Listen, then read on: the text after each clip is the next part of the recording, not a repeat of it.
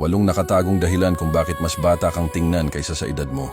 Ang pagiging mukhang bata, hindi swerte kundi disiplina, pagpipigil at kaayusan sa loob. Una, hindi ka nabubuhay sa tuloy-tuloy na stress. Ang katahimikan, pinapanatili ang sinisira ng kaguluhan. Pangalawa, pinapahalagahan mo ang tulog mo. Ang pahinga, isa sa pinaka-underrated na anyo ng respeto sa sarili. Pangatlo, hindi ka nagdadala ng sama ng loob. Ang pait at galit, mas mabilis magpatanda sa mukha kaysa sa panahon. Pang-apat, gumagalaw ka araw-araw. Ang paggalaw, nagpapanatili ng buhay sa loob ng katawan mo. Panglima, pinipili mo ang simple kaysa sobra. Nanatiling bata ang katawan kapag hindi ito pinapabigat ng labis. Pang-anim, kontrolado mo ang emosyon mo. Ang hindi mapigilang reaksyon, nag-iiwan ng bakas na mas malalim pa sa taon. Pang-pito, pinananatili mong mausisa ang isip mo.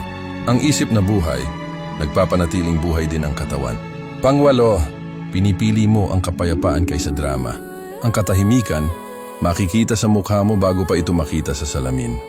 At ito ang pinakamahalagang bahagi. Ang kabataan ay hindi tungkol sa pagtakas sa edad, kundi sa pamumuhay ng naaayon sa sarili. Kapag kalmado ang isip at maayos ang buhay, nagiging banayad ang panahon sa iyo.